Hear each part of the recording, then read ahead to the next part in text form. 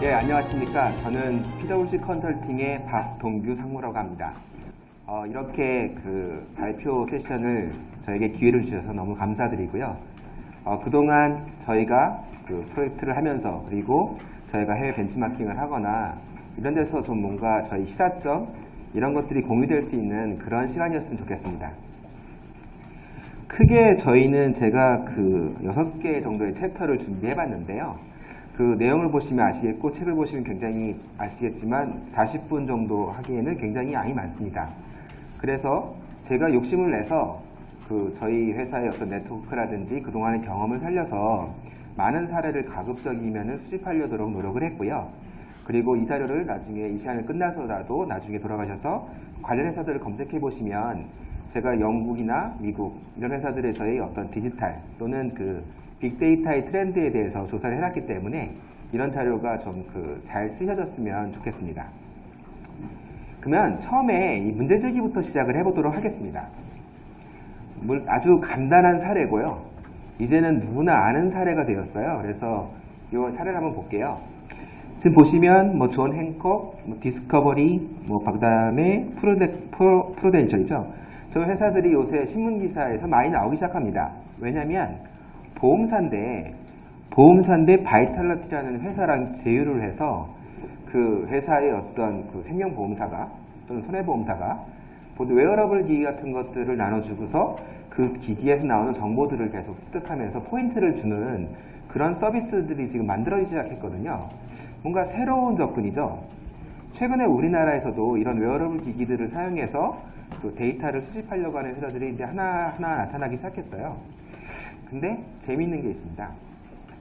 제가 이런 빅데이터 트렌드가 도대체 어떠한 환경일까가 너무 궁금했던 거예요. 그래서 제가 이번 9월에 미국에 저런 프로그램들을 잘 쓴다고 하는 그런 회사들한테 직접 방문을 해봤습니다. 빅데이터 담당자들하고 만나서 저런 사람들은 도대체 무슨 생각을 하고 있을까가 너무너무 궁금했어요. 그래서 가가지고 이 프로그램이 효과가 있습니까? 라는 질문을 먼저 했죠. 그랬더니 대답이 more than great. 자기가 생각했던 것보다 훨씬 이게 효과가 크다. 굉장히 좋은 프로그램이고 엄청난 효과가 있다라고 얘기를 해요. 근데 재밌는 거는 저희가 생각할 때는 이런 빅데이터라고 하는 회사다 보니 회사 프로를 만들었다 보니까 굉장히 인프라스트럭처라 데이터를 추출할 수 있는 능력이나 이런 것들을 굉장히 이미 다 갖춰놨을 거다. 그리고 저희가 약간 막연하게 외국 회사는 우리보다 잘한다라는 인식이 있잖아요. 그래서 가서 실제로 물어봤더니 그런 게 다 갖춰져 있습니까? 라는 질문을 했더니 답이 아직 아니다라는 얘기를 하는 거예요. 그러면서 하는 얘기가 자기는 이런 보험회사들이 굉장히 from death to life 그러니까 어떤 보험회사가 사람들로 하여금 죽었을 때 사고가 났을 때 이런 만나는 회사가 아니고 당신의 건강을 계속 매니징하면서 당신의 웰스 매니지먼트도 같이 하려는 전략이 훨씬 더 중요하다고 생각한다라고 얘기를 해요. 그러면서 이런 전략이 맞다면 분석은 이런 걸 빨리 따라오면 된다라고 그런 생각하는 거를 보면서 우리나라에 있는 회사들이 이 빅데이터의 트렌드에 대한 뭔가 오해가 있는 게 아닐까라는 생각을 하게 됐습니다. 뭐가 부족할까요? 우리나라 똑똑한 사람도 많고 IT 인프라라든지 비즈니스 인텔리전스, 데이터베이스 어떻게 보면은 해외보다 훨씬 잘 돼 있다고도 감히 평가할 수 있을 것 같습니다. 우리가 문제가 되는 거는 사실은 기업 혁신, 너무나 많은 조심성 이런 것 때문에 빅데이터와 관련된 이런 새로운 기술들을 어떤 선도사가 진행하는 것만 너무 고민하는 게 아닌가. 좀 자발적이고 돈을 잃어도 좋다라고 생각하는 그런 혁신적인 사고방식을 하는 게 훨씬 더 중요한 게 아닌가라는 생각을 하게 되었습니다. 이제 디지털에 대한 얘기를 하려고 그러는데요.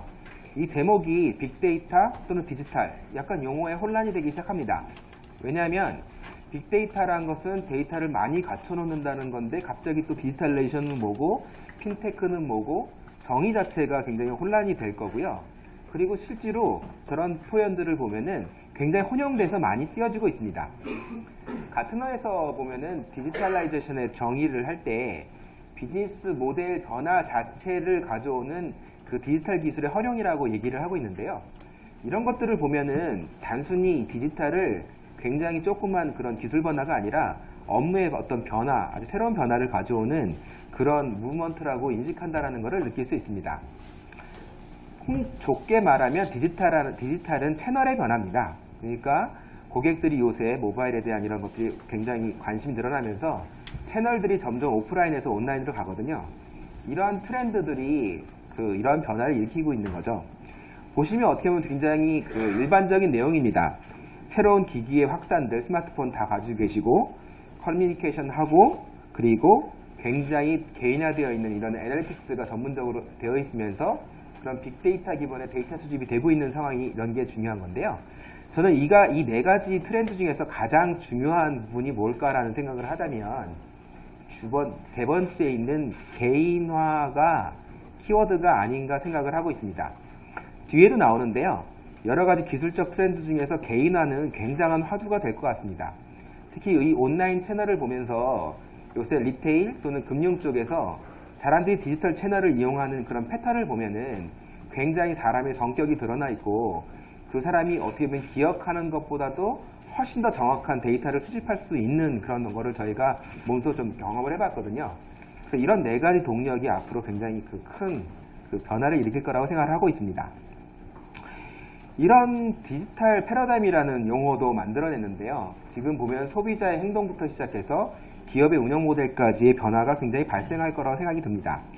이 왼쪽에 현재 모든 회사들이 굉장히 오랫동안 버티고 굉장히 어떤 소비자의 생각보다는 공급자가 버틸 수 있는 그런 시장이라고 한다면 앞으로는 여기 3개월이라는 극단적인 용어까지 쓰여져 있는데 굉장히 마켓에서까지 갈 것까지 시간이라든지 아니면 회사의 1등과 3등이 굉장히 순위가 바뀌는 이런 것들이 굉장히 급격하게 일어날 거로 생각이 듭니다. 이러한 변화를 일으키는 것도 저도 애플워치를 차고 있고 모든 사람들이 이제 웨어러블 디바이스 같은 것들을 하나씩 가져놓으면서 이러한 경향은 점점 강해질 거고요. 금융기관에서 이러한 어떤 웨어러블 디바이스라든지 새로운 디지털레이션 채널, 웹, 모바일에서 어떠한 변화를 일으킬지가 모든 그런 금융회사의 숙제가 될 거로 생각이 들고요. 빅데이터가 여러 분야를 말하죠. 뭐 데이터의 스토리지부터 시작해서 뭐 여러 가지 비정형 데이터를 얘기하지만 금융 쪽에서 가장 지금 당면한 문제는 그 회사의 디지털 채널을 어떻게 이해할 것이냐라는 부분들이 가장 중요하다고 생각이 듭니다. 보험회사의 그런 온라인이라는 게 뭘까? 은행에서의 온라인이라는 게 들어와서 과연 조회만 하고 나가는 그런 채널일까? 이런 부분에 대한 고민들을 굉장히 해볼 필요가 있다고 생각이 듭니다. 금융에서의 디지털 지수라는 거를 PwC에서 조사를 했는데요. 보시면 금융 서비스가 지금 가장 탑에 있습니다. 디지털에 대한 기대가 굉장히 크다는 건데요. 재미난 사실은 미국에서도 은행 쪽의 디지털 지수가 가장 높고요. 그 다음에 손보사가 이를 쫓아가고 있고 생보사는 손보사를 5년 뒤에 쫓아가는 그런 모습을 갖춰놓고 있습니다.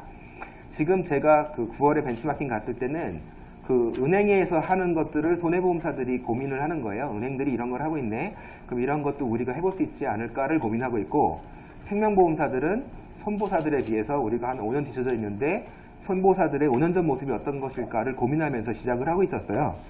근데 제가 볼 때는 우리나라에 봤을 때 너무 또 이렇게 앞서 있다라고 볼 수도 없습니다. 그래서 우리도 충분히 따라갈 수 있는 그런 기반은 될 수 있을 거라고 생각을 하고 있습니다. 손보의 예를 들자면요. 보시면 왼쪽 그래프는 그동안의 어떤 가격 비교 사이트의 그런 변화를 보여주는 겁니다. 여기 지금 진한 갈색, 오른쪽에 진한 갈색은 점점 옛날에 비해서 얼마나 사람들이 가격 비교 사이트라든지 이런 그런 채널을 어떤 애그리게이터 채널을 이용하면서 쇼핑을 하느냐에 대한 문제인데요.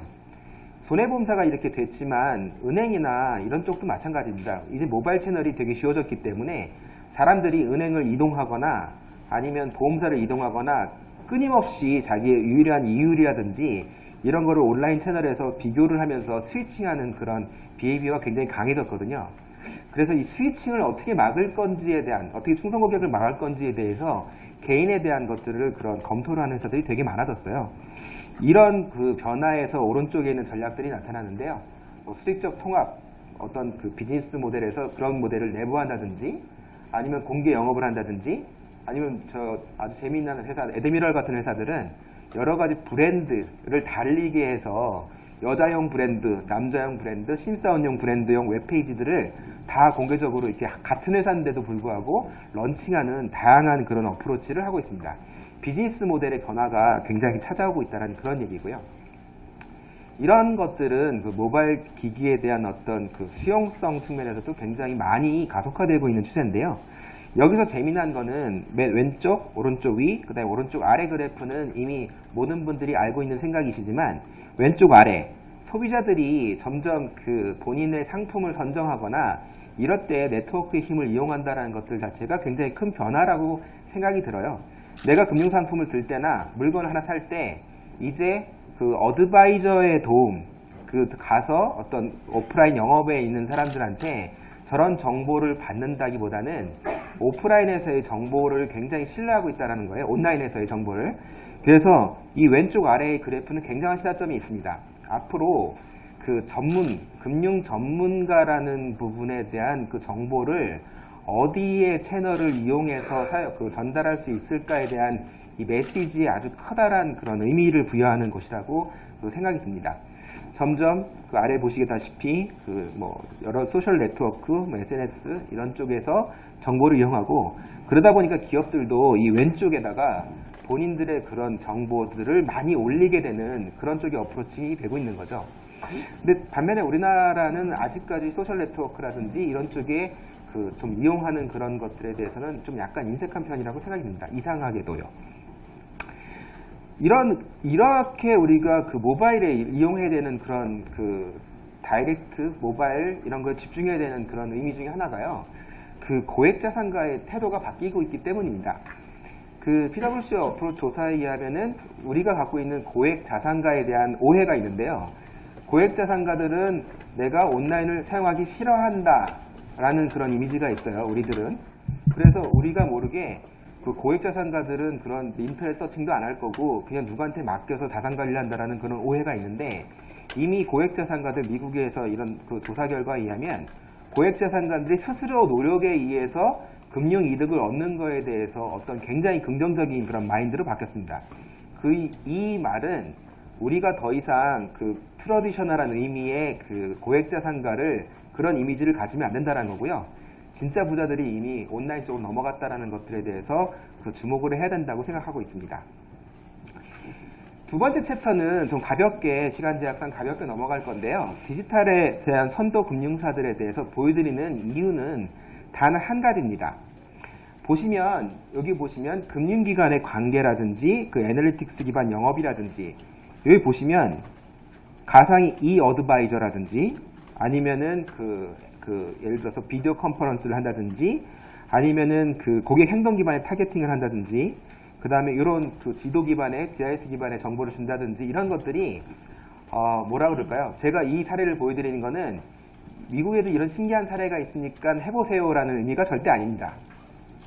무슨 의미냐면 이렇게 혁신적이다라는 얘기를 하고 싶은 거예요. 그러니까 이런 회사들도 이런 데이터를 이런 것들을 실험하면서 실제로 돈이 될 거라고 바로 생각하지는 않습니다. 하지만 여러 회사들이 제가 처음에 시작했던 것처럼 그 인프라를 갖추거나 모든 걸 다 하려고 준비하는 게 아니라 조금조금하게 테스팅하는 이런 문화가 있다는 것 자체가 대단히 중요하다고 생각을 하고요. 그런 회사들이 어떤 회사가 있는지 한번 확인해 보겠습니다. 지금 UBS나 펄싱 이 회사들은 지금 보면은 태블릿 쪽에 대해서 굉장히 포커싱을 많이 하는 회사입니다. 그 앱에 있어서 어떤 뭐랄까요? 영업 채널을 활용할 때 앱을 활용하는 것들을 굉장히 많이 사용하고 있는데요. 이번에 제가 벤치마킹 가서 어떤 금융회사들한테 물어보니까 페이퍼리스를 하려고 하는 게 굉장히 많아졌는데 페이퍼리스를 하려고 하면서 가장 먼저 시작하는 거는 어플리케이션이에요. 그러니까 상품 가입을 하거나 아니면은 뭐 보험 설계에 대한 어떤 응답지를 만들거나 이럴 때 오프라인에서 또는 오프라인 벤치라든지 영업점에서 또는 그 어드바이저들이 종이를 내미는 게 아닙니다. 같이 옆에 앉아서 그 태블릿으로 같이 그런 어플리케이션을 작성하면서 상담을 하는 게 이제 일반화되어 있어요. 특정 주는 아직도 종이를 쓰게 만드는 주가 있긴 하지만 이런 태블릿이 전체 영업을 주는 거죠. 영업의 거래를 주는 거죠. 보시면 근데 이런 태블릿들이 그 잠재 고객 인식하는 것부터 거래 완료까지의 처음 전체 프로세스를 지원하고 있습니다. 그러니까 그런 태블릿들이 누구를 찾아가라, 누구를 만나라, 이 사람한테 어떤 언급을 해라라는 것, 그 다음에 무슨 말을 해야 되냐에 대한 꺼리, 뉴스 꺼리까지도 같이 제공하는 시스템을 만들려고 하는 거죠. 특히 이 왼쪽에서 뭐 비즈니스 계획, 시간 관리 이런 업무적인 것도 중요하지만 이 오른쪽에 내가 고객하고 얘기해서 뭐 너무 통계적인 그런 게 아니라 무슨 얘기를 할 것인지에 대한 시사를 얘기하던 아니면 내가 당신을 왜 찾아왔다는 그 꺼리를 얘기하던 굉장히 어떤 인문학적인 그런 정보를 주는 거예요. 예전에 그런 빅데이터 어프로치는 통계 시스템으로 인해서 그 리스크의 스코어를 재거나 아니면 누구를 찾아가야 되는지에 대한 크로스셀 스코어를 주는 그런 시스템이었다고 한다면 지금 미국에서 지향하는 시스템들은 그런 스코어 옆에다가 왜라는 것들을 굉장히 강조하는 것을 지향하고 있고요. 그리고 상품에 대한 설명을 하는 금융상품은 어렵잖아요. 금융상품을 자꾸 어렵게 설명하려고 하는 게 아니라 좀 더 쉽게 people like you, 당신 같은 사람들이 이런 상품을 듭니다라는 우회적인 전략으로 어떤 고객한테 상품 편하게 들 수 있는 그런 쪽으로 어프로치를 바꾸고 있는 것들을 제가 확인할 수 있었습니다. 두 번째 예시 같은 경우는 체이스나 이런 뱅크 오브 아메리카 같은 경우인데요. 벌써 그 테스팅이라는 얘기가 나오는 겁니다. 그 13개 지점에서 고객과의 커뮤니케이션을 지금 컨퍼런스로, 텔레컨퍼런스를 사용하고 있는 건데요. 이런 얘기를 들으면 우리나라에서 이런 게 되겠어? 라고 생각할 수가 있을 것 같아요. 근데 디지털 세계는 제가 이제 검토해 본 결과, 그다음에 고객의 소리를 들어본 결과 정말 희한한 분들이 있다라는 겁니다. 그래서 개인화 얘기를 하는 거예요. 뭐 전반적으로 봤을 때는 이런 커뮤니케이션을 할 때 비디오 컨퍼런스를 쓴다는 거에 대해서 저게 되겠어? 라고 생각하지만 어느 누구는, 대한민국에 존재하는 어느 누군가는 그런 것들에 이미 선호하시는 분들이 생겨나고 있다는 거죠. 그래서 디지털 세계는 계속 테스트라고 검증하고 조금씩 검증하는 그런 업무가 계속 되어야 됩니다. 그래서 과거의 어프로치처럼 빅뱅 프로젝트를 하는 게 아니라 계속 테스팅을 하나가는 그런 어프로치가 중요하다고 생각이 듭니다.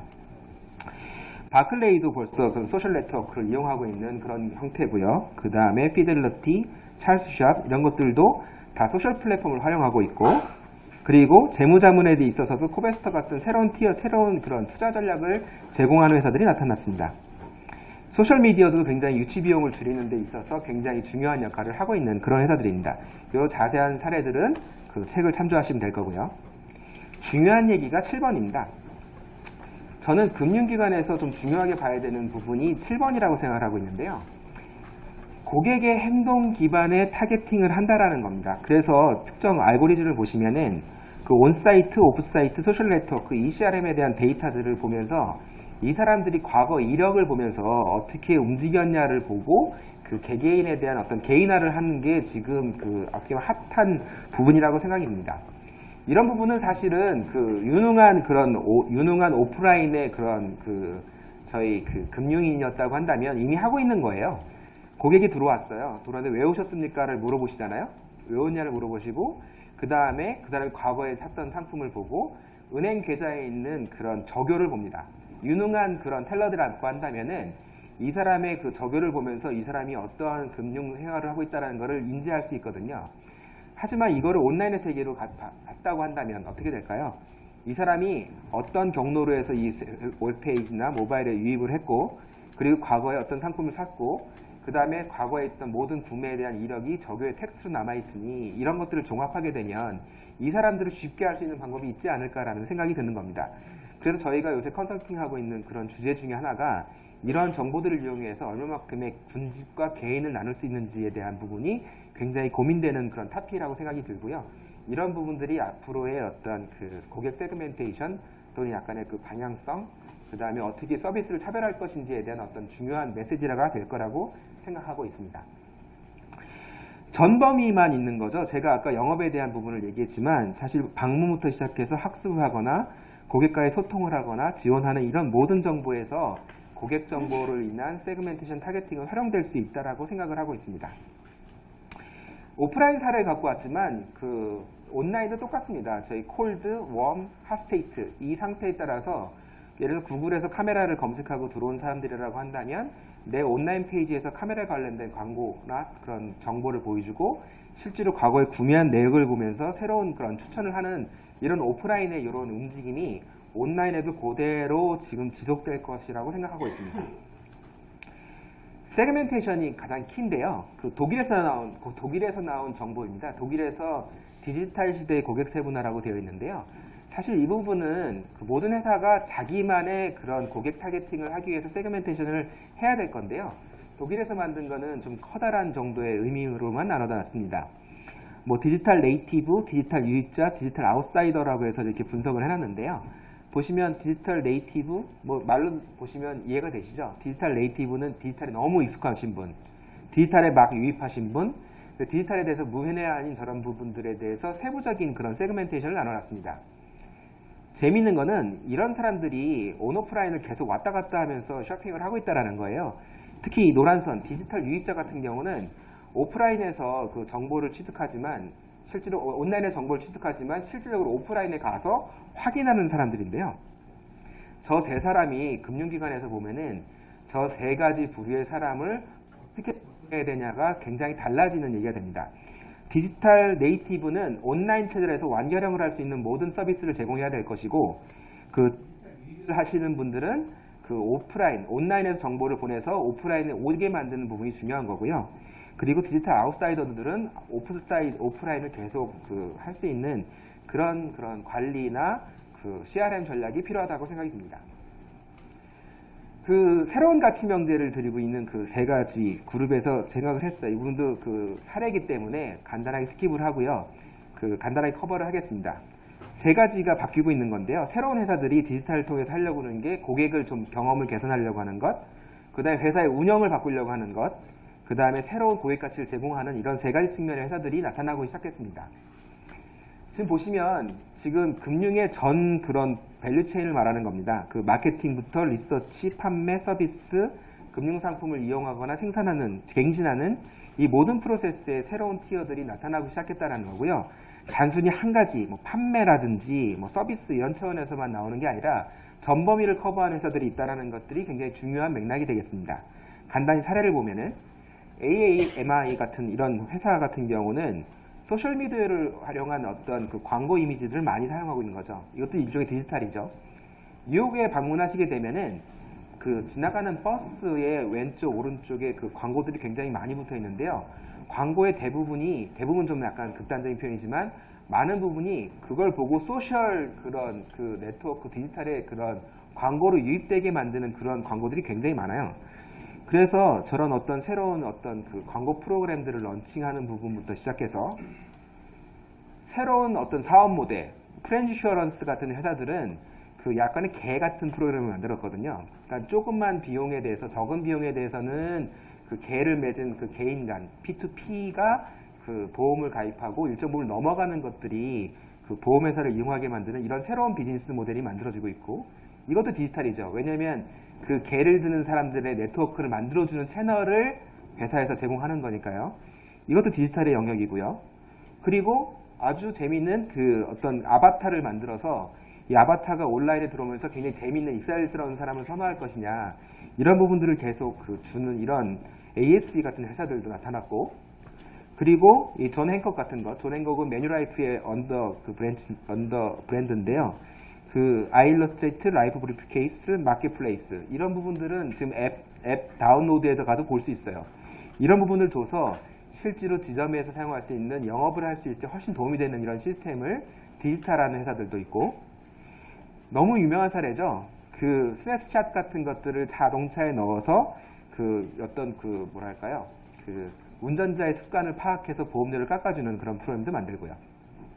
여담인데 저 자동차 보험회사에서 저런 당신이 안전한 운전을 하는 당신 이런 걸 달면 보험료를 깎아줘요 라고 해서 넣는데, 실제로 재밌는 게 사람들이 자기는 다 안전운전자라고 생각하면서 저런 장치를 달지만 약간 셀프 컨피던스죠. 근데 나중에 조사해 보면은 다 험악하게 운전하시는 분들이 그렇게 많다고 해요. 그러니까 자동차 운전에 대한 습관 같은 것도 조사할 수 있는 그런 시스템이 만들어져 있고, 그리고 네덜란드계 은행들은 그 인터넷에서 모바일의 채널들이 점점점 상호화되면서 고객이 채널 스위치를 할 수 있는 것들을 굉장히 많이 도와주는 그런 셀프 서비스를 제공하기도 하는가 하면, 또는 이런 악사덴트 같은 회사들은 그 클레임, 자동차 사고가 났을 때 사진 찍어서 바로 전송하면은 그 자동차에 대한 그 모델 같은 거를 자동으로 확인하고 바로 그 보험료를 바로 지급해버리는 이런 업무 프로세스의 개선도 갖고 오는 회사들도 있습니다.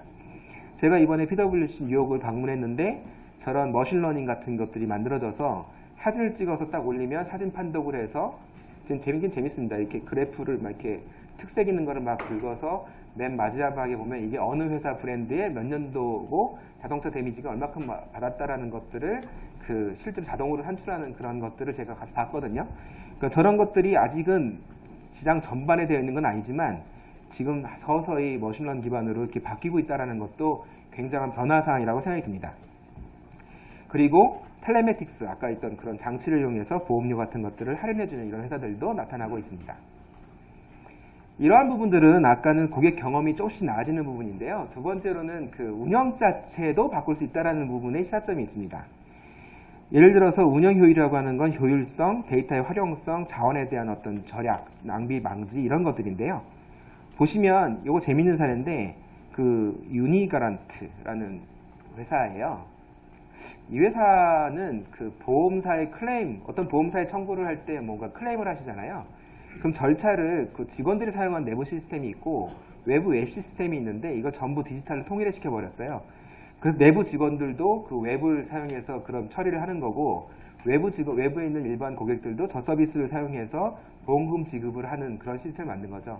그러니까 내부 리소스를 줄일 수 있고 효율도 훨씬 향상시킬 수 있는 그런 디지털라이제이션을 시작한 겁니다.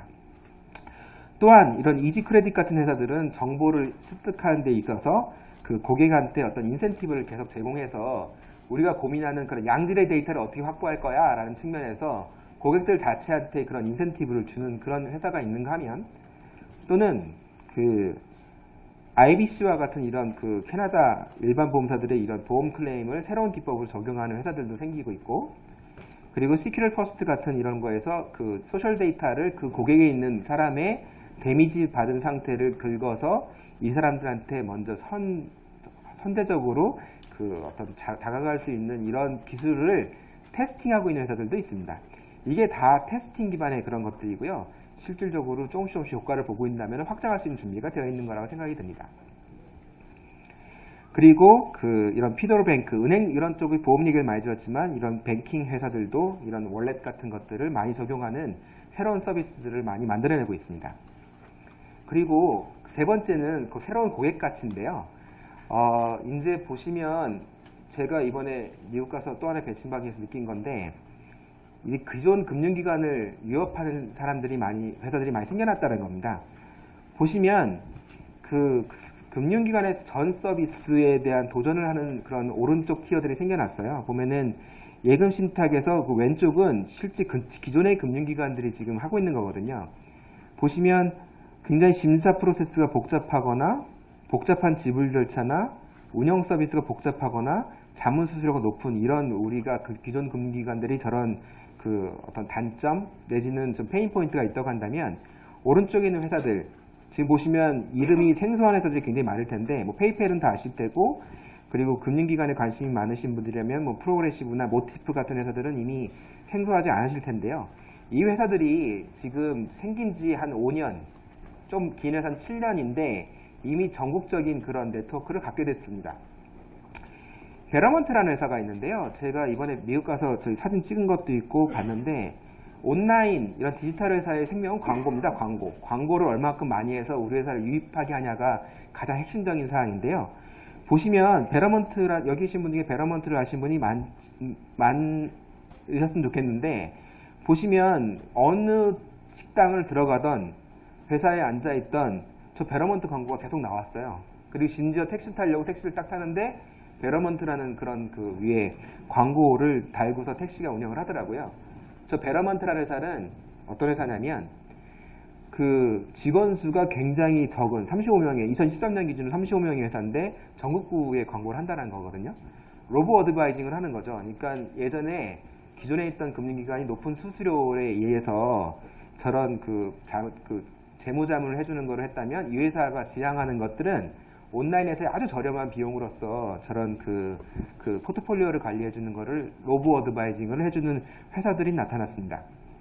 물론 이것도 저희 우리나라의 어떤 실적에 비하면 조금 걱정되는 부분도 있습니다. 왜냐하면 사실 저 비하인드 배경에는 기존의 금융기관들이 그 어떤 그 컨설팅 자문에 대한 자문료가 되게 높다라는 거거든요.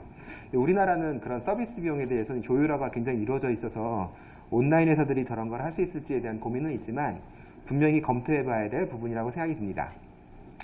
크레버 어드바이저, CBA, 그 다음에 찰스 슈왑 모든 회사들이 이런 계통의 업무를 지향하고 있고요.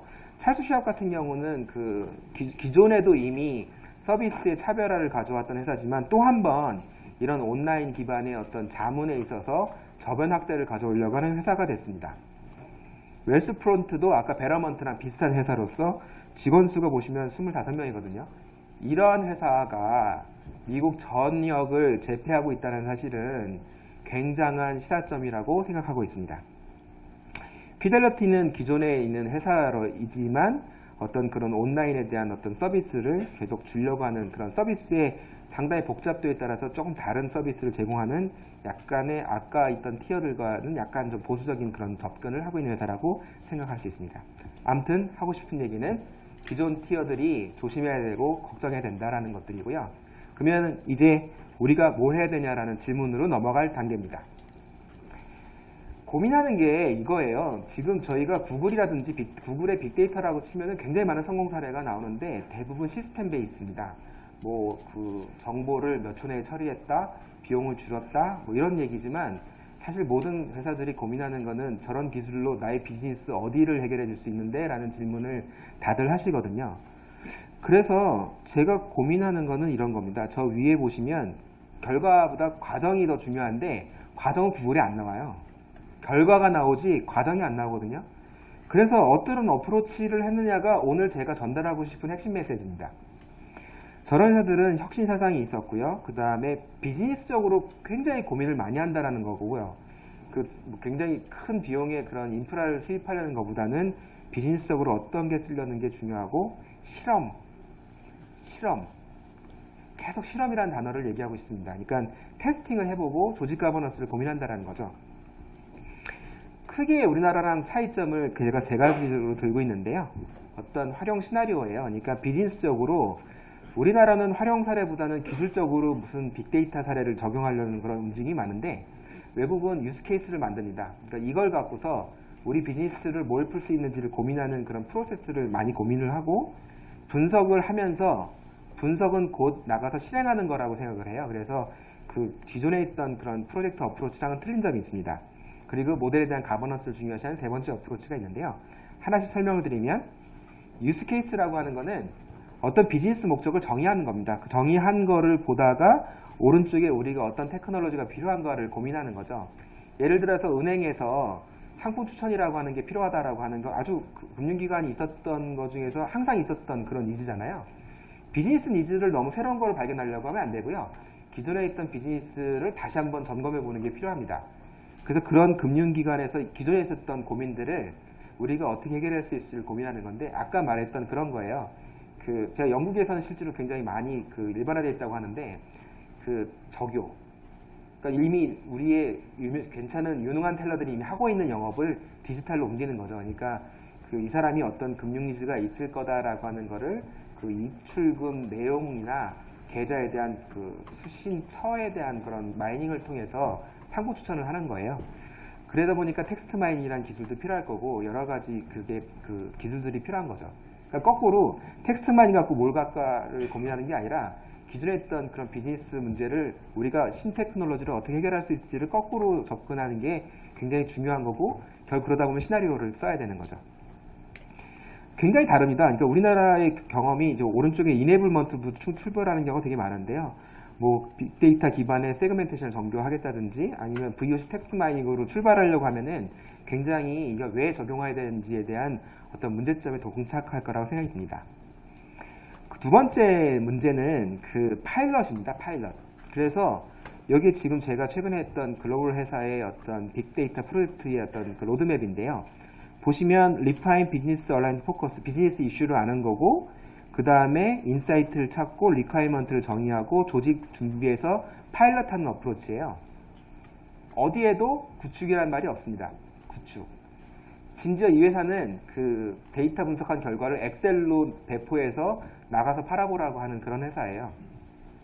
그러니까 실제로 어떤 비즈니스 인사이트가 되는지를 증명하는 거를 바로 이런 어프로치를 하는 거죠. 그러니까 그 왼쪽에 과거의 전통적인 어프로치, 그러니까 어세스먼트를 하거나 분석 설계를 하고 구축을 해서 안정화한다라고 하는 아주 전형적인 그 과거의 어프로치가 아니라 분석하고 파일럿해서 효과 있으면 구축하고 안정화라는 그런 구조로 나가면서 비용에 대한 그래프가 점점 뒤로 몰릴 수 있게 프로젝트 계획을 짜는 것이 큰 차이점이라고 느꼈습니다.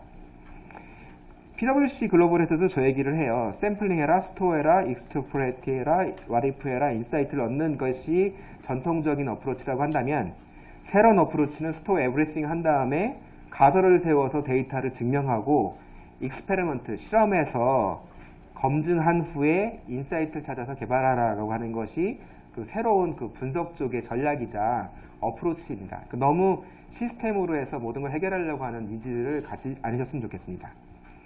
그리고 모델에 대해서도 한번 만들고 나면은 저런 모델이 효과가 계속 없어집니다. 그러니까 저런 것들을 지속적으로 관리할 수 있는 체계를 만들고 그 누가 만들어 놓고 저쪽에 버리는 게 아니라 지속적으로 저런 모델이 효과가 나는지 저기 보시면 웰, 선셋, 리드벨레법 이런 관리를 하면서 그 모델들에 대한 효과를 계속 보는 그런 어프로치를 운영하고 있는 것이 큰 차이점입니다. 국내 금융사의 시사점과 방향성, 시간이 많지 않으니 간단하게 얘기를 할 건데요. 이 질문으로 제가 나머지 부분을 좀 대체를 하려고 생각하고 있는데요. 왼쪽에 보시면 제가 지금 말씀드린 사례들이 보시면 굉장히 무시할 수 없는 트렌드고 빅데이터의 이런 활용이 굉장히 승자패자를 가릴 것이고 그 증거로 제가 제시한 거는 미국에서의 어떤 그 새로운 티어들이 나타났다라는 새로운 플레이어들을 보시면 기존 금융기관이 너무 이렇게 좌시해서 안 된다라는 시사점을 얘기를 드리는 겁니다. 이 고객 니즈에 우리가 추월당하지 않으려면 우리가 하려는 저 1번, 2번, 3번, 4번 디지털을 어디까지 할 거냐, 혁신을 어디서 할 거냐, 그 다음에 어떤 순서에서 일을 할 거냐, 그 다음에 어떤 접근법을 가질 것이냐에 대한 이 질문으로 제가 이 세션을 마무리하려고 하는데요. 이 뒤쪽에 있는 것들은 저희 교재에서 보시면은 강의 자료에 충분히 나와 있습니다.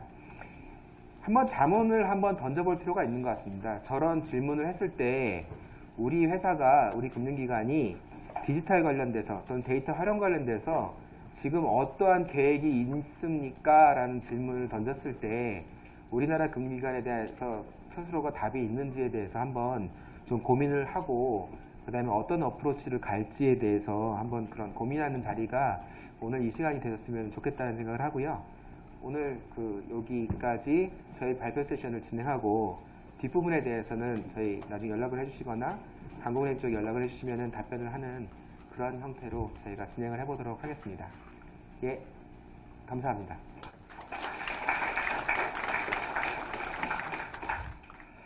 빅데이터 분야에서는 우리 국내에서는 최고 전문가로서 경험 그리고 특히 해외 사례를 기반으로 해서 우리나라 금융권의 빅데이터 활용 전략을 구체적으로 제시를 했다고 생각이 됩니다.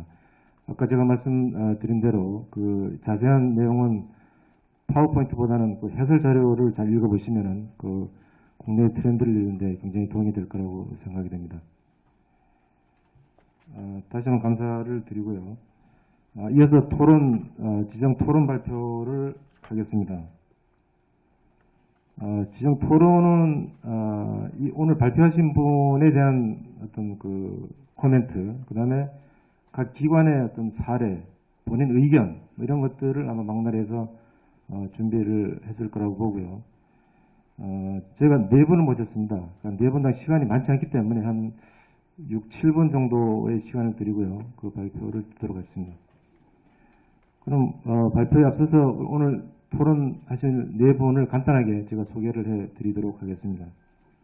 먼저 건국대학교의 함유근 교수님이십니다. 함 교수님은 현재 빅데이터 학회의 부회장으로 재직 중이시고요. 특히 이제 데이터 분석 분야에서는 굉장히 저명한 분으로 이렇게 정평이 되어 있습니다. 자, 함 교수님, 잠깐, 함유근 교수님이십니다. 앉아 계시고. 다음은 하나금융지주의 장경훈 전무님이십니다.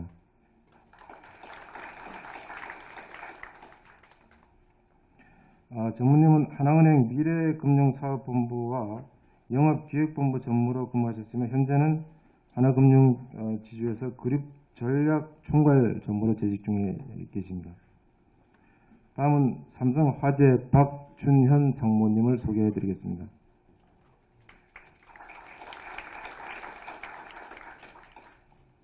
박 상무님은 2014년 대한민국 인터넷 소통 대상 보험 부문 대상을 수상을 하셨습니다.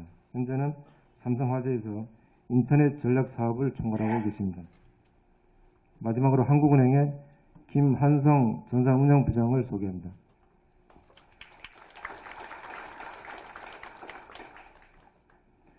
그럼 건국대학교 함유근 교수님부터 차례대로 발표를 듣도록 하겠습니다. 네, 제가 말씀드릴 부분은 빅데이터가 갖고 있는 의미를 좀 생각해 봤습니다. 그래서 그런 내용들을 좀 얘기해 드릴 거고요. 또 현업에서의 좋은 사례들은 앞에서 박 상무님이 다 말씀해 주셨기 때문에 이 빅데이터라는 게 과연 어떤 또 의미를 갖고 있을지에 대해서 좀 생각을 해 봤습니다. 첫 번째는 제가 여기는 뭐 기존 시스템의 구조적 한계다 뭐 이렇게 얘기를 했는데요. 제가 볼 때는 이 빅데이터라는 게 상당히 위험스러운 얘기다. 특히 기존 금융기관들한테는 위험하다. 그 이유는 뭐냐면은 빅데이터라는 거는 결국은 옛날에는 뭐 2차 전지 해전 때 군함을 크게 대포를 크게 만들어서 전함을 크게 만들어서 싸웠는데 이제는 뭔가 싸우는 방식이 바뀌었다 이런 얘기죠. 그랬을 때 기존에 큰 군함을 갖고 있던 그런 국가나 조직은 점점 어렵게 되는데 바로 빅데이터가 그런 환경을 이야기하고 있다고 봅니다. 그거는 빅데이터라는 것은 결국은 그 금융기관들이 의사결정하는 방법을 획기적으로 바꿔야지 적응할 수 있고 그래야만지 살아남을 수 있는 그런 환경을 의미하는데 과연 기존 금융기관들이 그런 새로운 의사결정 환경에 빨리 적응할 수 있을까에 대해서는 참 많은 걱정이 됩니다. 그래서 그런 부분들이 이미 뭐 신용평가라 이런 부분에서 나타나고 있다고 저는 보고요. 그렇게 본다면은 앞으로 보험 같은 경우도 자동차 보험을 예를 들어 봤을 때 자동차 보험을 누가 앞으로 제일 잘할까? 여러분 어떤 회사가 자동차 보험을 제일 잘할 것으로 생각하십니까? 기존의 보험사는 저는 아닐 것이라고 봅니다. 차라리 현대자동차가 제일 잘하지 않을까 이렇게 생각이 되는데 그랬을 때 과연 어떤 식으로 경쟁을 해야 되나? 지금 보시게 되면 GM만 해도 엄청난 데이터 센터를 지금 구축하고 있습니다. 지금 상상을 하지 못할 정도로 엄청난 데이터를 모으고 있는데 그렇게 됐을 때는 또 경쟁의 양식이 바뀔 것이다 이렇게 보고 있고요. 또 하나는 이제 관련돼서는 결국은 그런 빅데이터 환경이라는 거는 금융기관이 됐건 어떤 기관이 됐건 디지털 고객이 누구냐 그리고 디지털 고객을 어떻게 우리가 상대를 해야 되느냐 이런 문제가 됩니다. 근데 이 디지털 고객이라는 것은 지금 여기 앉아 계시는 대부분의 좀 연세가 드신 분하고는 상관이 없습니다. 그래서 그런 새로운 고객들, 새로운 세대를 어떻게 상대하느냐 문제가 바로 빅데이터 문제다. 그래서 그런 과정에서 결국은 뒤에도 잠깐 얘기 나오지만은 제가 볼 때는 점포라는 거는 의미가 없고 디지털 환경 속에서 가상 환경 속에서 살아남아야 되는데 그랬을 때 기존 금융기관이 갖고 있는 차별점은 어디 있느냐 뭐 결국 우리가 지금 원점으로 돌아가서 빅데이터 속에서 찾아야 되는데 그럴 역량과 어떤 환경을 조성하는 게 이제 시급한 문제가 되겠죠. 그랬을 때 보면은 이런 문제가 있습니다. 지금 현재 금융기관들은 모든 구조가 기존에 자기 기관이 갖고 있는 데이터를 활용하는 데 최적화된 구조입니다. 그렇지만 빅데이터 환경은 전혀 그런 것이 의미 없는 환경이죠. 그랬을 때 어떻게 하느냐 이런 겁니다. 지금 뭐 여기 BCG에서는 내부 데이터를 금융기관들이 34%만 활용된다 하고 있다고 했는데 그게 문제가 아니라 사실 금융기관이 필요한 고객 데이터는 대부분이 거의 90%가 외부에 있는 환경이기 때문에 그런 환경에서는 어떻게 해야 될까? 결국 외부 데이터를 확보하는 문제, 그 과정에서 개인정보 보호, 소유권 문제, 이 복잡한 문제를 해결하는 게 시급한 과제가 될 것 같습니다. 데이터 분석 역량은 저희가 나중에 또 자유토론 시간에 말씀드리기 때문에 그냥 넘어가고요. 네. 결국은 그 과정에서 중요한 부분을 한 가지만 말씀을 드리면은 금융기관 혼자 이제 살아남으려고 애쓰는 시대는 지나갔다고 저는 봅니다. 그럼 같은 금융기관뿐만 아니라 제가 볼 때 비금융권과의 협력을 어떻게 하느냐가 상당히 중요한데 이 부분이 국내 금융기관과 해외 금융기관에서 여러 가지 이렇게 사례를 보면 차이가 납니다. 그래서 그런 부분을 어떻게 하느냐가 굉장히 중요하고요. 요새 많이들 이제 뉴스에 오르고 있는 삼성페이, 애플페이, 구글페이 뭐 이런 페이먼트 쪽의 사례를 들어서 설명을 드리면은 이런 빅데이터 환경에서 여러분 SNS가 중요하다는 거 다 아시는데 과연 우리나라 금융기관들 중에서 SNS를 잘 활용해서 서비스를 또는 무슨 상품을 개발해서 이용하고 있는 기관이 있습니까? 여러분 보시기에 거의 없습니다. 유일하게 있다면은 뭐가 있습니까, 여러분? 카카오페이요? 카카오페이는 은행권이 신용카드사하고 관련이 되지만은 사실 그거는 IT 업체, 인터넷 업체 중심으로 돌아가는 거고 은행권이 관련된 페이먼트는 뱅크월렛 카카오입니다. 그거 잘 되고 있습니까, 여러분? 잘 안 됩니다. 그랬을 때 이런 문제를 어떻게 해결하느냐. 여기 보시게 되면 애플페이를 보시게 되면요. 애플페이를 단순히 페이먼트 서비스라고 보시면은 굉장히 좀 잘못된 건데 애플페이의 배경을 이렇게 쭉 살펴보면은 애플페이가 등장해서 여태까지 그래도 주목받는 이유 중 하나는 미국의 기존 금융권이 디지털 고객 데이터를 확보하기 위한 전략 중 하나입니다. 그걸 하기 위해서 기꺼이 기존에 안 하던 은행들이, 대형 은행들이 애플하고 협력을 한 거죠. 그런 반면에 삼성페이도 보면 요새 잘 된다고 하는데 앞으로도 문제가 제가 볼 때는 있습니다. 이거는 금융권하고 그렇게 협력을 잘 못하고 있어요, 삼성페이는. 그게 무슨 말이냐? 지금 오프라인에서 삼성페이가 굉장히 100만 명 이상이 사용하고 있는데 이렇게 말씀하실 분도 계시겠지만은 삼성페이가 온라인에서도 사용할 수 있습니다, 여러분. 근데 삼성페이가 온라인에서는 카드가 딱 하나 됩니다. 무슨 카드 되는지 아십니까? 삼성카드. 그래서 이런 문제가 해결이 안 되면 결국은 금융권에서도 굉장히 어려움이 있을 것이다. 그래서 그런 부분에서 어떻게 데이터를 아까도 우리 상무님이 말씀하셨지만 나의 비즈니스 문제를 풀기 위해서 어떤 수단을 강구하느냐 그거는 혼자만의 힘으로는 안 되는 시대가 빅데이터 시대다 이렇게 말씀드리고 마치도록 하겠습니다. 감사합니다.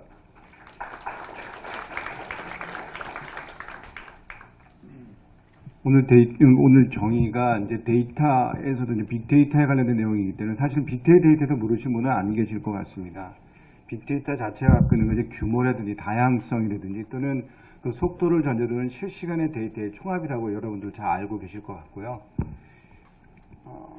근데 제가 한번 이제 이렇게 생각을 해봤습니다. 그러니까 데이터에 대해서 사실 지난번 1차 모임 때 교수님께서 이제 우리가 빅데이터에서 빅이라는 단어에 대해서 여러 가지 좀 한번쯤 다시 한번 고민을 해봐야 되는 것 아니냐 이런 얘기를 많이 해주셨었거든요. 저도 이제 그 빅이라는 단어를 뭐로 봐야 될까? 여러분들이 잘 아시는 것처럼 빅이라는 단어를 썼던 거는 2차 세계대전 당시에 ENIAC에 의해서 컴퓨터가 이제 발명이 되고 그래서 그 이전에 있어서 이 사이언스와 빅사이언스라는 개념으로서 서로 간에 이완화되게 이제 저희들이 그 어떤 그 용어를 쓰기 시작했고 사실은 피처폰에서의 폰과 스마트폰에서의 스마트라는 개념이 등장하면서 사실 그 전과의 단절을 의미하는 내용들이 좀 있거든요. 이런 면에서 본다면은 저희들이 제가 생각했던 빅이라는 개념은 어떤 걸까? 우리가 쓰고 있는 빅데이터는 새롭게 또는 뭔가에 대해서 우리가 혁신한다 이런 개념보다는 뭔가 다르다는 개념이 사실은 이 안에 들어가 있다고 봅니다. 그러니까 사람이 갖고 있는 직관이라든지 기존에 갖고 있는 어떤 편견을 완전히 배제한 미래를 예측하는 어떤 성공적인 모델을 만들 수 있는 비하인드 인사이트라는 개념 속에서 사실은 저는 데이터라는 개념을 빅데이터라는 개념을 좀 보게 됐습니다.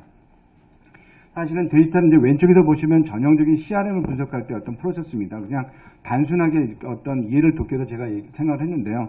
과거에 저희들이 주머니에다가 열쇠를 들고 다닐 때는 그 열쇠라는 자체는 항상 호주머니 속에서의 어떤 문제점이 발생이 됐죠. 여러분들 다 같이 경험하셨던 것처럼 호주머니에 구멍을 낸다든지 했었을 때 이걸 뭔가 고객들의 니즈는 바꿔야 된다는 개념이 들어가 있었을 겁니다.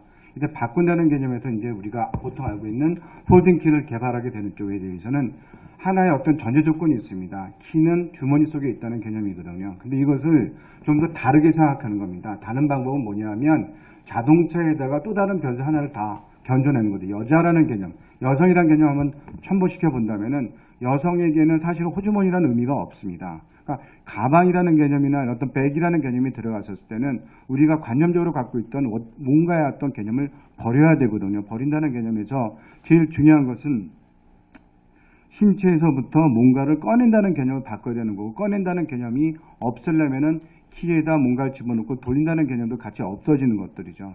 이런 의미에서 제가 생각할 때는 스마트 키라는 개념은 결국 기존에 있어서의 어떤 우리가 갖고 있던 CRM이라는 것에 대한 혁신이라기보다는 데이터에 대한 완전한 다른 식의 해석이 필요하다고 저는 봤습니다. 그래서 이제 저희들이 기존에 이제 빅데이터에 대해서 은행권에서 또는 금융권 전체적으로 본다면은 어떻게 바라봐야 되는 거냐 하면 고객의 입장에서 모든 걸 바라본다는 개념이 이제 저기 들어가 있습니다. 기존의 CRM을 저희들이 분석을 할 때 여기 보시는 것처럼 이제 약간 갖고 계신 책하고 좀 틀릴 텐데요. 은행이 주가 되는 겁니다. 은행은 거대한 플랫폼을 갖고 있습니다. 오프라인이 갖고 있는 플랫폼 안에다가 자기네들이 나름대로 어떤 장치 산업을 했죠. 콜센터도 갖고 있고 거기다 인터넷 뱅킹에 관련된 여러 가지 인터넷, 모바일 폰, 거기다 CRM이라는 분석을 통해서 손님들을 자기네들이 갖고 있는 데이터에 맞게 세그멘테이션 합니다. 그래서 세그멘테이션 한 쪽에다가 어떤 상품과 서비스를 구축하고 그 손님들한테 주입해 주는 것들이거든요. 근데 이런 과정 속에서 차별화가 없어지는 겁니다. 차별화가 없어지다 보니까 손님들 입장에서는 이제 불평이 나오기 시작했었던 겁니다. 여기 왼쪽 같은 경우에서 보면은 결국 왜 은행들은 이런 어떤 서비스에 대해서 또 이런 프로세스를 계속해서 주입을 하거나 이런 거를 지키려고 노력을 했을까? 금융상품을 팔기 위해서 그랬던 겁니다. 왼쪽 같은 경우에는 금융상품을 팔고 싶은 니즈하고 그 다음에가 고객의 니즈가 영원히 같을 수가 없는 것들이죠. 그래서 판을 바꿔야 된다는 개념이 바로 디지털 뱅크 또는 빅데이터 시대에 우리가 금융에 대해서 요구하는 내용인데, 판을 바꾼다는 개념은 기존에 없었던 것을 새로 만드는 것도 필요하고요.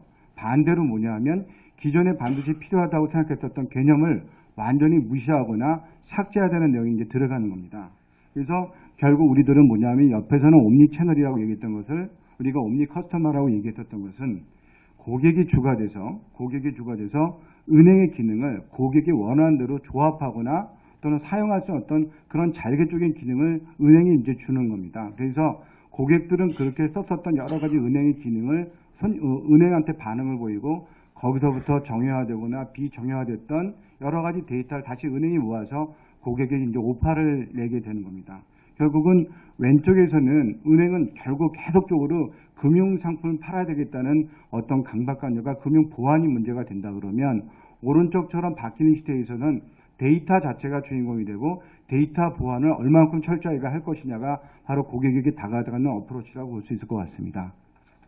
그래서 제가 이제 그 골드만삭스에 관련된 내용을 사실 쭉 나열을 해놨는데 내용상 이제 이거는 좀 몇 가지만 제가 얘기를 드리고서 넘어가도록 하겠습니다. 골드만삭스는 뭐라고 했냐면 자기네들은 여러분들 잘 알고 계신 것처럼 가장 세계에서 커다랗고 가장 역량이 높은 금융기관이라고 생각을 했을 텐데 골드만삭스는 이제 뭐라고 얘기했냐면 자기는 더 이상 금융기관이 아니라 IT 회사라고 선언을 했습니다. 거기에 관련된 내용을 뒤에서 본다면 뭐 여러 가지 내용들이 있지만 이 중에서 개방형 비즈니스에 대한 도입에 대해서만 간략하게 제가 설명을 좀 드리고자 합니다. 오픈 플랫폼에 관련돼서 도입을 하면서 자기네들이 뭐라고 그랬냐면 우리는 관계금융을 다양화하고 다양한 부가가치를 창출하겠다고 얘기를 했고 개방형 시스템을 갖겠다고 자기네들이 계속적인 선언을 합니다. 자기네들이 갖고 있던 본질적인 어떤 거대한 데이터를 독점하는 것은 사실 그 자체가 별 의미 없다는 걸 이제 깨닫게 되는 거죠. 그래서 맥락과 해석을 중요하게 생각하고 판을 키우는 작업이 굉장히 중요하기 때문에 경쟁 기관이 자기네들이 갖고 있는 오픈 API에 들어가서 마음대로 휘젓고 다녀도 상관이 없다는 겁니다. 저비용 구조를 만들고 운영 효율을 통해서 우리가 가지고 가고자 하는 어떤 여러 가지 사업의 말초 신경까지 끝까지 파고 들어가겠다는 것이 바로 현재 골드만삭스가 갖고 있는 전략이고요. 이런 어떤 내용을 통해서 이쪽에서는 벤처 투자를 확대하고 리테일을 강화하고 별도의 어떤 여러 가지 소사업체들 굉장히 많이 강화시키고 있습니다. 그런데 우리나라는 지금 어떠냐 하면 국내 신용정보에 있어서의 어떤 규제 같은 걸 좀 보겠습니다. 신용정보법, 그다음에 정보통신망법, 개인정보법 여러 가지들이 현재 어떤 중첩되게 그 핀테크 업체라든지 금융기관은 적용을 받고 있는데요. 특히나 신용정보법이 갖고 있는 여러 가지 제한성, 그 다음에가 금융기준회사법 같은 경우에 보면 금융기준회사 내에 있는 수많은 금융기관들이 조차도 서로 간의 데이터를 정보를 공유해서 거기서부터 어떤 마케팅을 찾을 수 있는 것은 근본적으로 차단이 되어 있습니다. 단순하게 관리 목적으로만 서로 간의 어떤 정보를 쓸 수밖에 없고요. 금융의 허가를 받은 신용정보업체 이외에는 핀테크 업체가 어떤 형태에 있어서의 거래 정보를 할 수 있게 되어 있지 않습니다. 이런 여러 가지들이 실질적으로 우리가 갖고 있는 빅데이터에 대한 토론을 할 때 큰 제약 조건으로 좀 작용을 하고 있습니다. 그러면 이제 우리가 어떻게 해야 될까? 그럼 개인정보 보호가 나쁜 건 아닙니다. 개인정보 보호의 취지도 우리들이 충분히 공감을 하고 있고요. 그럼 이런 어떤 개인정보의 보호에 대한 어떤 당위성과 은행이 이런 어떤 서비스를 개선해야 되는 어떤 여러 가지 부분을 균형점을 찾아서 사회적인 합의를 해야 되는데 제가 생각했었던 부분은 바로 오른쪽입니다. 어떤 형태로든 간에 우리는 이 돌파구를 만들어야 되는데 서민이나 소상공인에게 핀테크의 금융 서비스를 저희들이 그 제품 만들어서 우리들이 갖고 있는 그 비금융 소외계층에게 어떤 혜택을 줘야 되겠다. 이쪽 부분이라면은 어떤 합의점이 있지 않을까. 그 다음에가 핀테크 기업의 창업 촉진이나 또는 여러 가지 사업의 영위를 관련해서 청년 실업을 해소하는 방안이 있지 않을까라고 저는 이제 생각을 했고 이런 쪽에 대해서 적극적으로 발의를 하고 있습니다. 그럼 빅데이터에 있어서 여러 가지 어려운 점이 있습니다. 사실 여기 있는 것처럼 데이터 마이닝에 대한 한계는 은행들이 과거에 수천억을 들여서 저희들이 CRM을 구축하고 정보계를 구축하는 차세대에 대한 여러 가지 우리가 플랫폼을 만들었는데 사실 정말 실망스럽게도 그걸 쓰거나 관리하는 쪽에 대해서 굉장한 제약 조건이 좀 있고요. 거기에 대한 눈높이도 사실은 저희들 스스로가 봐도 자괴감이 들 정도의 여러 가지 부작용이 좀 있습니다. 데이터의 정합성의 문제, 우리들이 갖고 있는 여러 가지 버그들이 많이 있죠. 그러면 은행이 갖고 있는 데이터도 제대로 저희들이 실질적으로 활용을 못하는데 비정형 데이터까지 집어넣어서 만들었던 모델이 만약에 저희들의 신용대출이든 이런 쪽에 썼었을 경우에 거기에 대한 여러 가지 디폴트까지 만약에 커진다면 과연 거기에 대한 책임이 누가 질까? 이런 문제도 사실은 있는 겁니다. 거기다 세 번째로는 계속해서 이제 정보의 보안에 관련된 문제가 있습니다. 그럼에도 불구하고 저는 굉장히 긍정적으로 생각하는 부분 중에 하나가 오픈 API가 된다면 우리가 지금까지 몰랐었던 CRM 시대에서 몰랐었던 새로운 어떤 시대의 개척에 대한 당위성을 분명히 발견할 수 있을 거라고 봤고요. 이런 면에서 빅데이터는 완벽한 건 아니지만 새로운 가능성을 열어준다는 차원에서 시행착오를 겪고 리스크를 우리 금융기관 자체 또는 이 나라 자체가 받아들여줘야 되는 것 아닌가 이런 생각을 좀 많이 했습니다.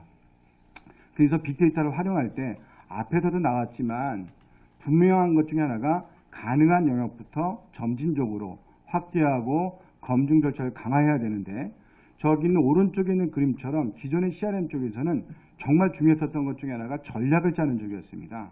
근데 이런 어떤 전략에 따라 가지고 검증 쪽에 대해서는 좀 더 우리 쪽에서 소홀했던 부분을 이제는 완전히 바꿔서 전략보다도 피드백에 대한 속도를 굉장히 반복적으로 많이 추진을 해야 된다는 것을 저희가 여러 가지 면에서 느꼈고요.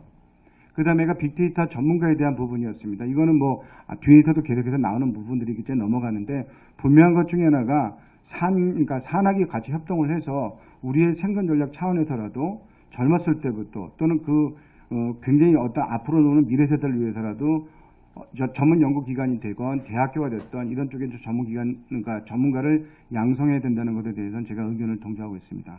감사합니다. 여기까지 마치고 나중에 토론 때 얘기를 드리도록 하겠습니다. 네, 삼성화재 박수현입니다. 지금부터는 보험업권에서의 디지털라이제이션에 대해서 잠시 말씀을 드리겠습니다. 오늘 주제가 빅데이터 활용과 그 디지털라이제이션인데 보험업권에서는 아마도 상대적으로 은행과 정권에 비해 가지고는 디지털라이제이션이라고 하는 키워드가 상대적으로 좀 늦게 온 것 같습니다. 그래서 뭐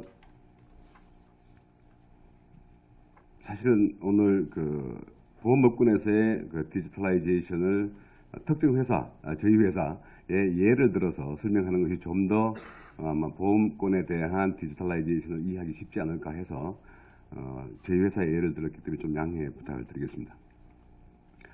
일단 그 디지털라이제이션에 따른 보험시장의 변화부터 먼저 간단히 보도록 하겠습니다. 보험 인터넷 뱅킹 하면 머리에 막 뭐가 떠오릅니다.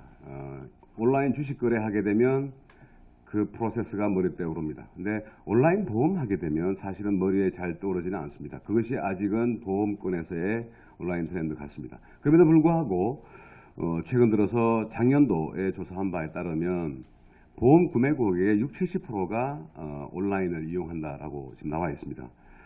직접적으로 온라인을 이용하는 고객의 비중도 있고 또 간접적으로 온라인에서 확인하고 오프라인으로 가는 고객, 사실상 이 고객이 현재 지금 메인 트렌드가 되겠습니다. 그래서 우리가 이야기하는 로또 고객이라고 하는 리서치 온라인, 퍼체스 오프라인이라고 하는 로또 고객이 사실상 아마 여기에도 많은 분들이 오프라인으로 현재 보험을 구매하긴 하지만 인터넷에서 무언가를 검색하고 가격을 확인하고 또 좀 더 확인하고 하는 그런 과정들을 거칠 것으로 봅니다. 두 번째는 모바일에서도 역시 마찬가지로 보험의 변화는 매우 크게 나타나고 있습니다. 중요한 것은 현재 지금 방금 말씀드렸다시피 고객이 보험을 찾는 데 있어 가지고 모바일이 과연 어느 정도로 활용될까라고 하는 부분은 굉장히 놀랍습니다. 만약에 여기 계신 분들이 어떤 자동차 보험에 대해 가지고 알고 싶다 했을 때 과연 PC로 갈 거냐 모바일로 갈 거냐, 현재 수치로 보게 되면 한 53% 정도가 모바일로 가는 걸로 보여지고 한 47%가 모바일로 가는 걸로 보여지는데, 예를 들어 가지고 안보험, 운전자 보험 이런 것들은 거의 80%에서 90%가 모바일로 검색하는 걸로 현재 나타나고 있습니다. 물론 여기 앉아 계신 분들이 동의를 하지 않을 수 있습니다. 연령대 때문에. 하지만 절대적인 고객의 비중이 모바일로 이동을 하고 있습니다.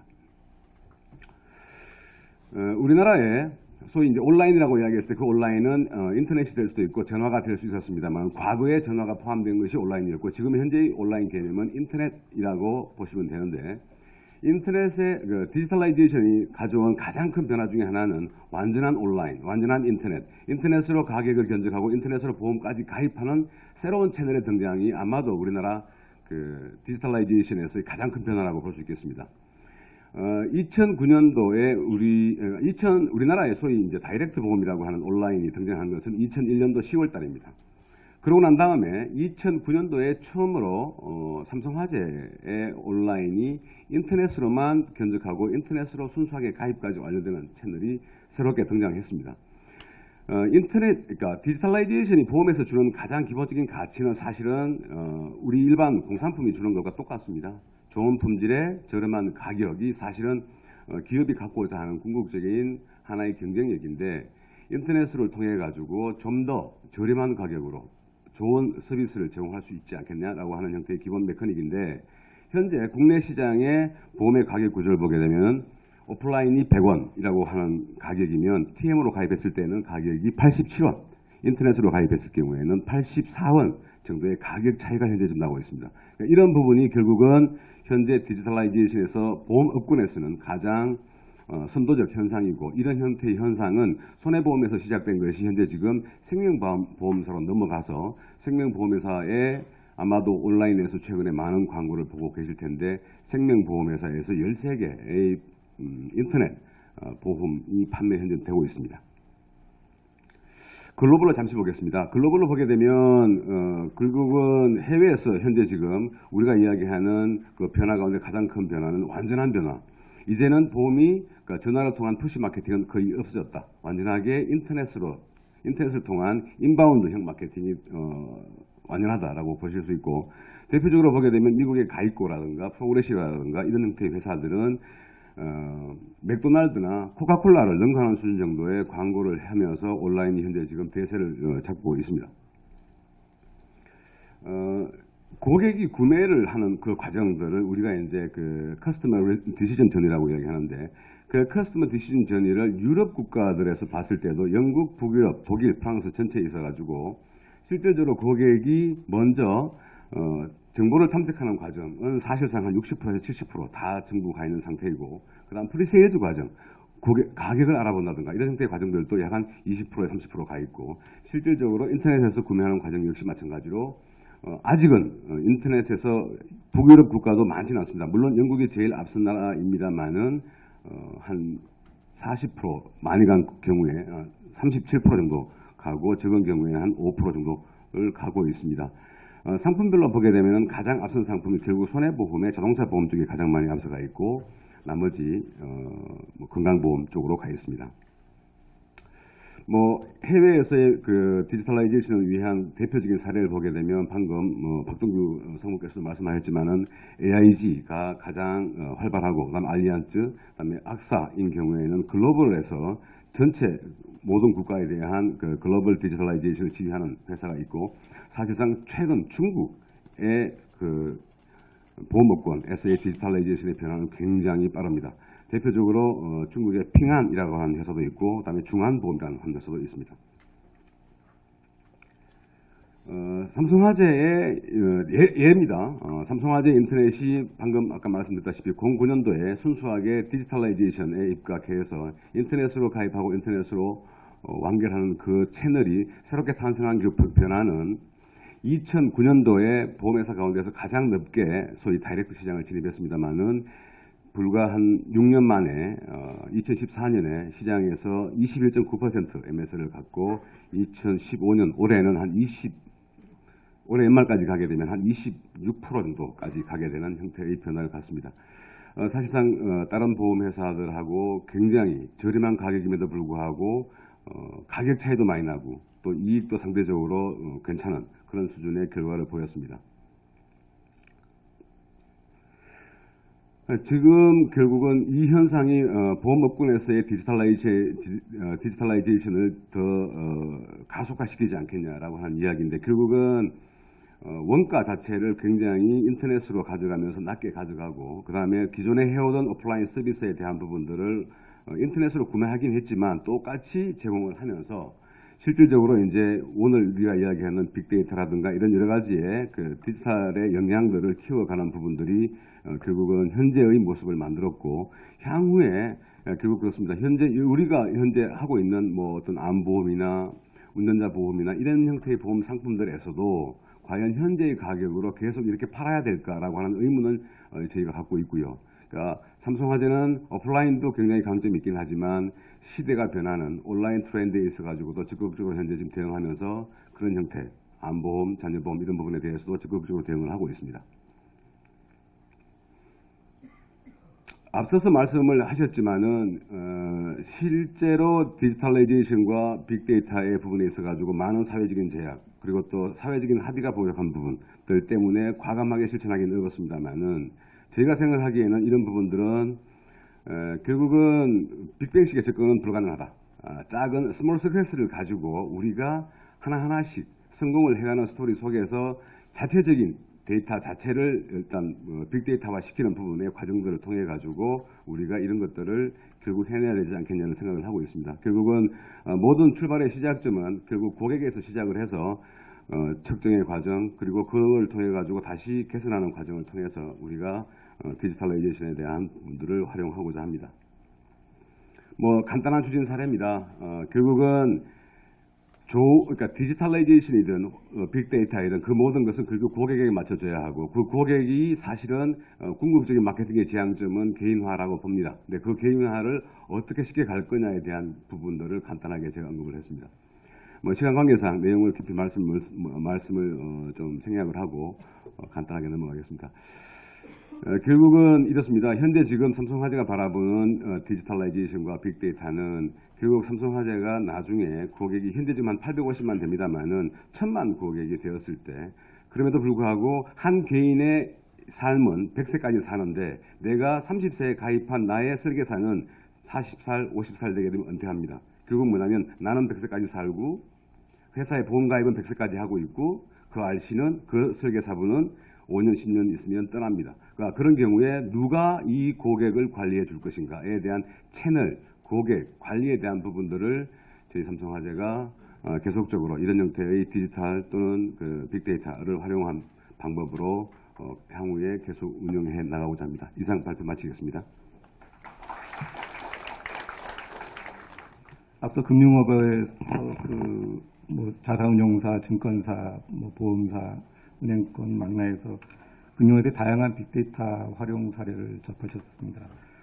저는 그 활용 사례보다는 빅데이터가 일시적인 현상이 아니고 또 관심을 가져볼 만한 가치가 있는지에 대해서 두 가지 질문을 드릴까 합니다. 첫 번째 질문은 중앙은행은 왜 빅데이터에 관심을 갖는가이고요. 두 번째는 빅데이터는 어떻게 우리를 돕는가라는 질문을 던집니다. 이 과정에서 빅데이터가 사고의 도구로서 우리가 당면한 문제를 해결하고 또 나아가서 새로운 사실을 발견하고 또 창의적인 사고를 돕는 데 활용될 수 있음을 좀 전달이 됐으면 좋겠습니다.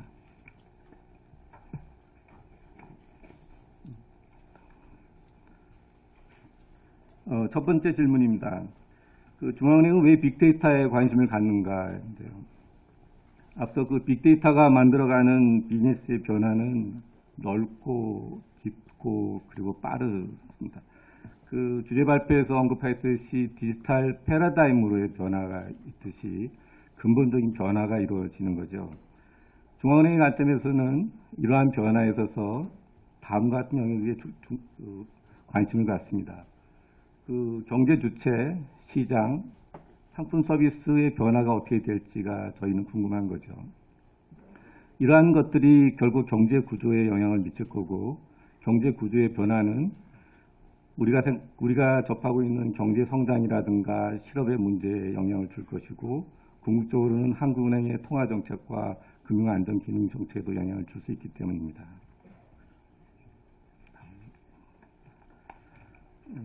두 번째 질문입니다. 빅데이터는 어떻게 우리를 돕는가입니다.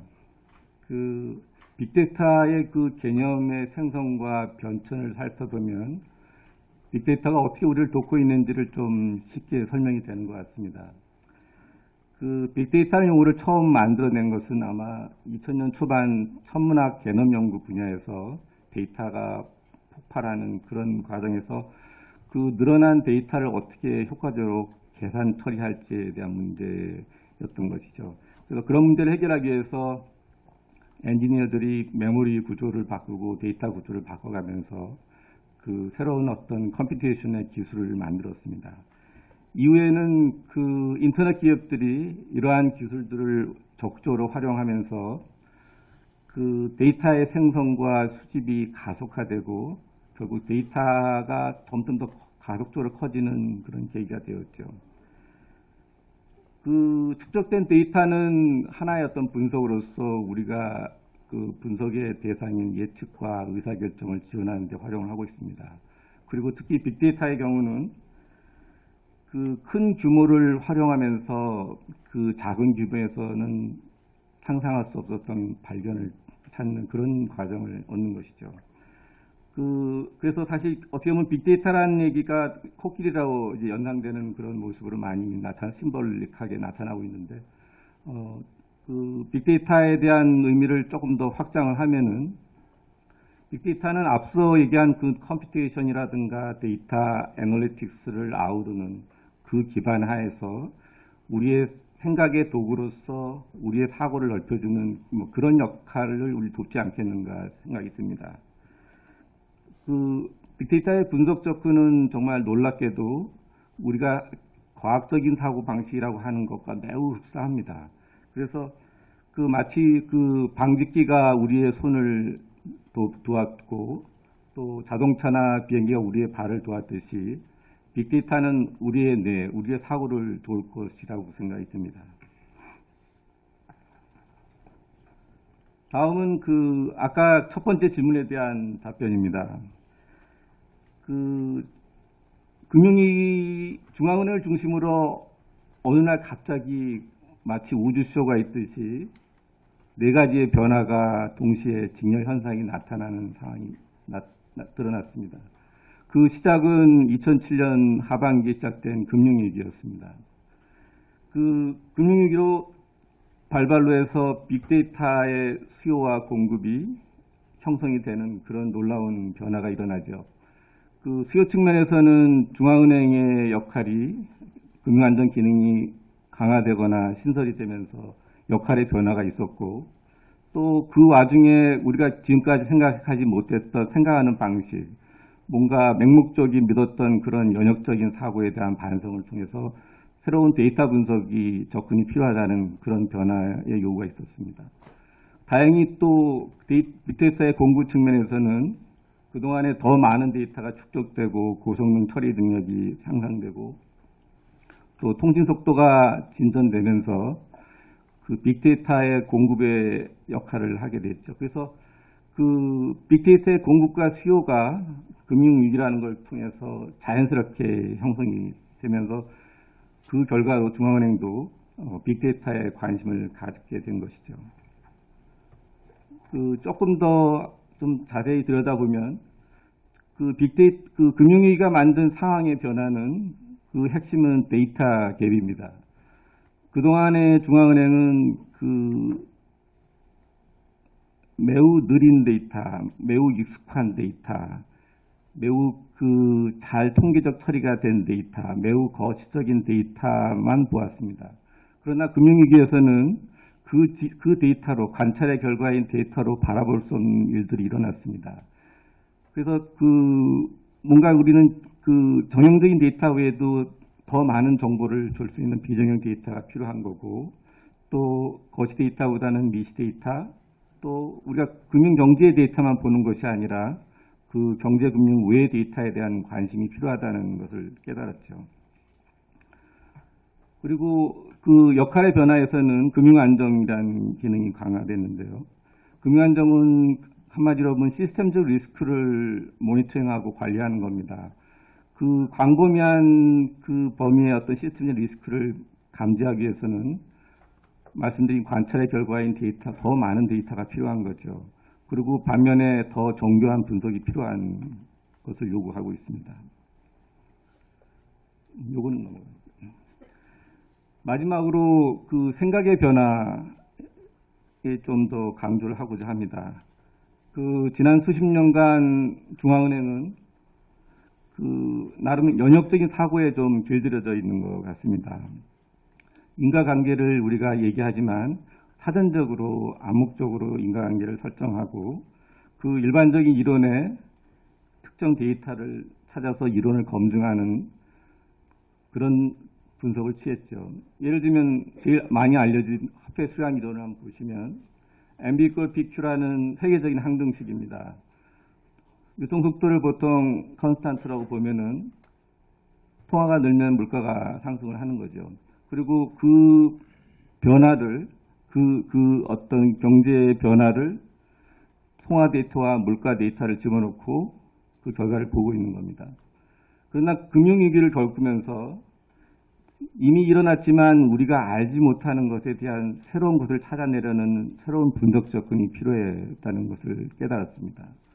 그래서 우리가 알고 있는 일반화된 이론적 주장에 얽매이지 말고 데이터가 말해주는 패턴을 찾아서 우리의 당면한 문제를 해결해주는 좀 더 실용적인 추론이 이제 필요하다고 생각이 됩니다. 우리는 어떻게 보면 이제 교육에 의해서 연역적인 사고에 길들여져 있는 것 같고 또 경험에 의해서 너무 습관적으로 귀납적인 사고를 하고 있습니다. 좀 더 하이브리드한 그런 사고가 필요한 거죠. 그래서 제 나름대로는 빅데이터는 생각의 도구로서 과학적인 사고, 이를테면 문제를 제기하고 가설을 설정하고 그 다음에 예측을 하고 이런 생각의 도구로서 그 과학적인 사고를 좀 더 대중적으로 할 수 있게 해주는 계기를 마련한 것이 아닌가 생각이 듭니다. 물론 빅데이터의 분석은 절대 혼자 할 수는 없는 것이죠. 네, 일단 이 정도로 말씀드리고 또 나중에 또 패널 진행 시간에 또 추가 말씀드리도록 하겠습니다. 감사합니다.